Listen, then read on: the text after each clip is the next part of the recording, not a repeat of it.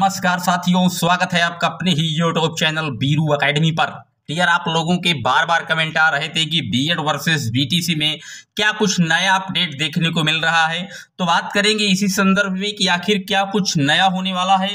फैसले की घड़ी आखिर बिल्कुल करीब आ चुकी है और किसका पक्ष जो है किस लेवल तक, किसका पक्ष कितनी गहराई तक मजबूती के साथ खड़ा है, चाहे वो बीएड का हो या बीटीसी का हो, दोनों के पक्षों की बात करेंगे। आप पहले पूरा वीडियो वॉच कीजिएगा, उसके बाद आप अपनी राय जो है कमेंट बॉक्स में जरूर प्रेस कर दीजिएगा। पहली बार आए हैं सब्सक्राइब करके बेल आइकन ऑन कर दीजिएगा।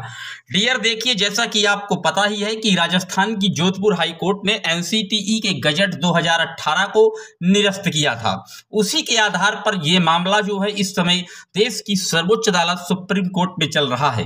मैं आपको बता दूं, इस केस में अभी भी राजस्थान की सरकार ही इन्वॉल्व है।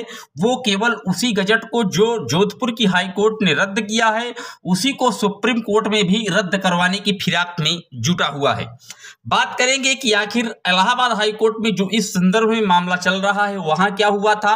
तो पिछली तारीख में वही अगली तारीख देख दी गई थी। पहला जो जनरेटेड डेट दिखा रहा था वो 10 अक्टूबर दिखा रहा था, लेकिन बाद में उसको 11 अक्टूबर किया गया था।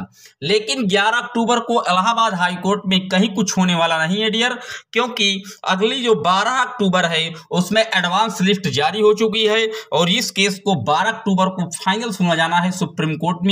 ये आखिरी तारीख होगी। इस पर ऑर्डर आना तय है या हो सकता है कि ऑर्डर रिजर्व कर लिया जाए, क्योंकि सुप्रीम कोर्ट ने बिल्कुल फाइनल मेंशंस कर दिया था पिछली सुनवाई में कि मात्र एक मौका सभी पक्षों को दिया जाता है। वो अपनी जो राय है, जो उनके मजबूत तथ्य हैं, पॉइंट ऑफ व्यू, वो सुप्रीम कोर्ट को प्रेषित कर सकता है। चाहे वो राज्य की राज्य सरकारें हो, केंद्र की सरकार हो, एनसीटी हो, आरटीई हो, कोई भी हो, जो रेगुलेटरी बॉडीज हो, जो शिक्षा संबंधित जो है जानकार हो या शिक्षाविद हो, अपनी राय जरूर प्रेषित करें, ऐसा उन्होंने मेंशंस कर दिया था। अब बात कर लेते हैं कि आखिर इस समय बीएड की क्या स्थिति है।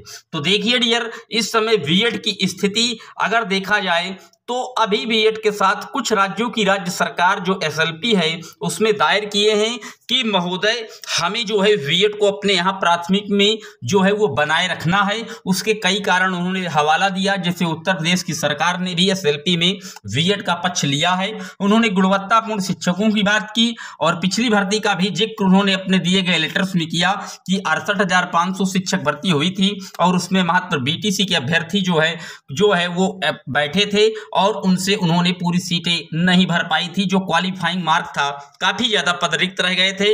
इसको देखते हुए हमने जो है ये फैसला लिया था कि गुणवत्ता को बढ़ाना है और हम बीएड धारियों को प्रदेश में जो है शिक्षक भर्ती में एलिजिबल करते हैं। अगर बात की जाए कुछ अन्य राज्यों की, तो 2-4 राज्य और हैं जो बीएड के सपोर्ट में पूरी तरीके से खड़े हैं। अगर केंद्र सरकार की बात की जाए तो केंद्र सरकार भी बीएड के साथ खड़ा है, क्योंकि जो एनसीटीई है, जो रेगुलेटरी बॉडी है शिक्षा व्यवस्था की, उसने जब इस गजट को लॉन्च किया था तो उसमें कहीं ना कहीं केंद्र सरकार की सहमति थी और केंद्र सरकार की सहमति से ही एनसीटीई ने अपने गजट में बीएड को प्राथमिक में शामिल किया था। तो एनसीटीई भी बीएड के साथ है, केंद्र सरकार भी बीएड के साथ खड़ी हो गई। लेकिन जो एनसीटीई ने शामिल किया था उसमें कुछ कमियां रह गई थी, जिसी के आधार पर राजस्थान की जोधपुर हाई कोर्ट ने उसे जो है कैंसिल कर दिया था, उस बजट को रद्द कर दिया था और अपने यहाँ जो प्राथमिक लेवल की भर्ती थी उसमें भी जो है वो पात्र नहीं हुए थे बीएड। लेकिन जो राज्य सरकारें अपने हलफनामा दे रही हैं कि जब 28 जून 2018 के गजट को आप रद्द कर रहे हैं तो उसके आधार पर कई शिक्षक भर्तियां हो चुकी हैं प्रदेश में। बात कर लें अपने प्रदेश उत्तर प्रदेश की, तो यहाँ पर जो 69,000 शिक्षक भर्ती हुई है डियर, वो भी 28 जून 2018 के गजट के आधार पर ही हुई है। अगर वो गजट ही रद्द हो जाएगा तो फिर 69,000 जो शिक्षक चयनित हुए हैं उनका क्या होगा। ये एक काफी बड़ा पॉइंट है जो सुप्रीम कोर्ट में उलझा दिया गया है। देखिए, उत्तर प्रदेश सरकार ने साफ साफ मेंशंस कर दिया है कि 69,000 की जो शिक्षक भर्ती हुई है महोदय, वो भी उसी गजट के आधार पर हुई है। तो क्या अगर गजट रद्द होता है तो क्या 69,000 शिक्षक भर्ती भी रद्द होगी। देखिए डियर, उनको नौकरी किए हुए, जॉब किए हुए लगभग 2 साल से ऊपर हो गए। अब उनकी किसी भी प्रकार से जो जॉब है वो छीन नहीं पाएगी। तो सरकार क्या चाहेगी, क्या उनके सिर्फ 69,000 में चयनित जो शिक्षक साथी हैं 28 जून 2018 के गजट के हिसाब से अगर सुप्रीम कोर्ट में वो गजट फिर से निरस्त होता है, एक पॉइंट की मैं बात कर रहा हूं, अगर बीएड अभ्यर्थियों को झटका देती है सुप्रीम कोर्ट उसी तरीके से, तो क्या जो 69,000 में चयनित शिक्षक हैं उनका भी जो जॉब है वो निरस्त होगा, या सरकार सिर्फ फिर 69,000 में चयनित बीएड साथियों को बचाने के लिए मुहिम चलाएगी? देखिए डियर, उत्तर प्रदेश सरकार इस मामले को और तूल पकड़ा रही है। वो इसलिए पकड़ा रही है कि अगर हम 69,000 शिक्षक भर्ती का हवाला दे देंगे तो सुप्रीम कोर्ट हो सकता है कि गेंद राज्य सरकार के पाले में डाल दे, क्योंकि शिक्षा जो है वो समवर्ती सूची का विषय है और कुछ पावर जो विशेष होती हैं वो राज्य सरकार के पास होती हैं। अगर 69,000 शिक्षक भर्ती का जो मामला है वो इसीलिए इस पॉइंट में डाला गया है ताकि जो बीएड के साथियों का है वो थोड़ा बहुत जो है पक्ष मजबूत हो सके। देखिए डियर, अगर सुप्रीम कोर्ट राजस्थान के जोधपुर के दिए गए डिसीजन को सही पाती है, क्योंकि बीटीसी का जो मेन उद्देश्य है, जो मेन पॉइंट है उसके पास पॉइंट ऑफ व्यू, वो फिर राजस्थान के दिए गए आदेश की हार्ड ऑर्डर कॉपी है, उसी के आधार पर बीटीसी साथियों का जो केस है वो लड़ा जा रहा है। और अगर बात करें बीएड साथियों की तो केंद्र सरकार, राज्य सरकार, एनसीटीई, पूरी जो बड़ी बड़ी जितनी भी जो एजुकेशन की जो आप बॉडी लैंग्वेज हैं वो बीएड के साथ खड़ी हैं, इसमें कोई दो राय नहीं है। लेकिन बीटीसी का जो एक महत्वपूर्ण पक्ष मजबूत है वो ये है कि जो आरटीई एक्ट है हमारा 2009 का, उसमें साफ साफ मेंशन है कि जब 2 वर्षीय पाठ्यक्रम धारी जो है जिस प्रदेश में एलिजिबल होते हैं, ज़्यादा मात्रा में होते हैं, आप वहाँ सिर्फ उन्हीं को ले सकते हैं। आप बीएड को तभी ले सकते हैं जब उस राज्य की राज्य सरकार सिफारिश कर दे कि हमारे यहाँ बीटीसी या डीएलएड या जेबीटी जो 2 वर्षीय कोर्स होते हैं उनकी संख्या कम है। अब वो केंद्र सरकार को या एनसीटी को लिखित जब प्रेषित करता है ज्ञापन, तो उसके बाद एनसीटीई या केंद्र सरकार उनको आदेश करते हैं कि आप अपने यहाँ किसी एक राज्य में पर्टिकुलर अगर टीचर कम हैं तो आप कर सकते हैं बीएड को। उत्तर प्रदेश में सरकार कर सकती है, लेकिन उत्तर प्रदेश की अगर बात की जाए तो ऑलरेडी डीएलएड या बीटीसी के बच्चे काफ़ी ज़्यादा हैं। 2017, 18, 19, 20, 21 ये 22 ये लगातार बैचेज चल रहे हैं। 6 से 8 बैचेज निकल चुके हैं और लगभग 4 से 6 लाख अभ्यर्थी प्रेजेंट टाइम में डीएलएड या बीटीसी किए हुए टहल रहे हैं। शिक्षक भर्ती पिछले 4-5 सालों से उत्तर प्रदेश में नहीं आई, तो सरकार ये कतई नहीं जाहिर कर देगी कि हमारे यहाँ 2 वर्षीय पाठ्यक्रम में जो वैलिड कोर्स है उसके प्रशिक्षु कम हैं, क्योंकि प्रशिक्षु काफ़ी ज़्यादा हैं।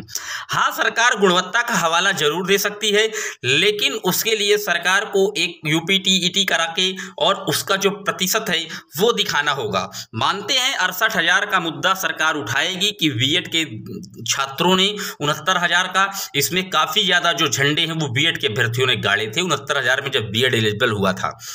क्योंकि अगर प्रतिशतता जहां देखी जाएगी तो फिर बता रहा हूं बीटीसी के अभ्यर्थी कम शामिल हुए थे, कम पास हुए हैं, लेकिन प्रतिशत अगर देखा जाए तो बीटीसी का ज़्यादा है, क्योंकि बीएड के जो अभ्यर्थी हैं वो काफ़ी ज़्यादा मात्रा में शामिल हुए थे और उसके हिसाब से बीटीसी की तुलना में उनका परसेंट अगर देखा जाए तो कम नज़र आता है, 4-6। तो इसका भी पॉइंट गुणवत्ता में भी फंस रहा है, क्योंकि 42% लगभग बीटीसी के छात्र पास हुए थे और इससे ज़्यादा मान लिया 48% बीएड के छात्र पास हुए थे। लेकिन अगर 48 पास हुए थे, 6-7% बीटीसी से ज़्यादा थे, तो इनकी भीड़ भी ज़्यादा थी डियर। तो ज़्यादा बच्चे बैठेंगे तो जाहिर सी बात है कि उस वर्ग के बच्चे ज़्यादा पास होंगे। तो ये भी मामला जो है सुप्रीम कोर्ट में फंसाया जा सकता है, लेकिन ये तय है कि क्या सुप्रीम कोर्ट इस तरह के पॉइंटों ऑफ व्यू को बारीकी से अध्ययन कर रहा है या नहीं, ये सब आगे आने वाले समय में घोषित होगा।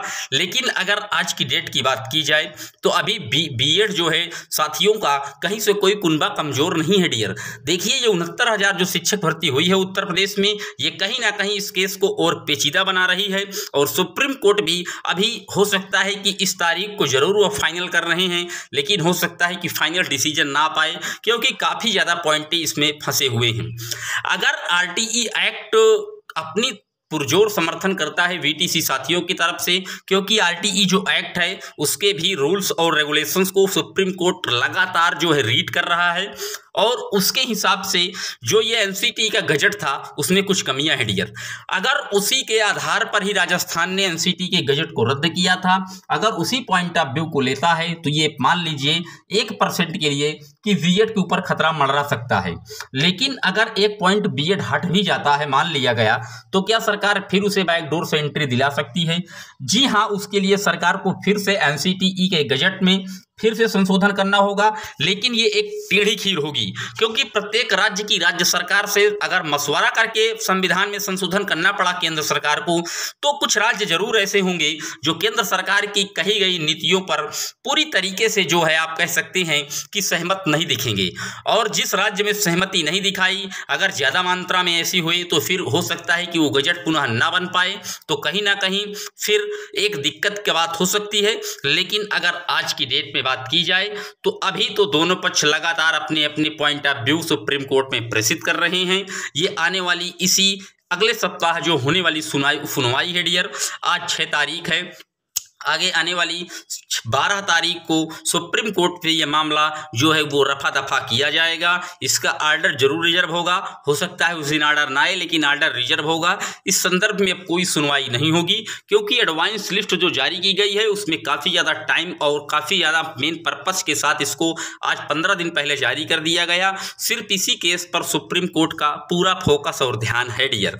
आप किस किस पॉइंट के आधार पर किस किस जो कोर्सें हैं उनको किस आधार पर वैलिड समझा सकते हैं प्राथमिक में, अपनी राय जरूर व्यक्त कीजिएगा। आखिर बीएड किस तरीके से प्राथमिक में बना रह सकता है वो भी आप अपनी राय कमेंट बॉक्स में जरूर बताइएगा। या और वीटीसी का सिर्फ दबदबा प्राथमिक पे अगर हो सकता है तो किस आधार पर हो सकता है, आप उसकी भी बात जरूर कमेंट बॉक्स में मेंशन कीजिएगा। आप चाहे जिस कैटेगरी से हो, बीएड से हो या बीटीसी से हो, मेरी दोनों की तरफ से दुआएं लगी हुई हैं कि कोई ऐसा डिसीजन सुप्रीम कोर्ट करे कि बीच का मार्गदर्शन करते हुए दोनों जो अभ्यर्थी हैं उनको जरूर फायदा पहुंचाया जाए सुप्रीम कोर्ट के द्वारा। ये आज का अपडेट वीडियो था, कैसा लगा कमेंट बॉक्स में अपनी राय जरूर व्यक्त कीजिएगा। चैनल पर पहली बार आए हैं इसी तरह की ऑथेंटिक और सटीक खबरों के लिए चैनल को सब्सक्राइब करके बेल आइकन ऑन कर दीजिए। Thank you.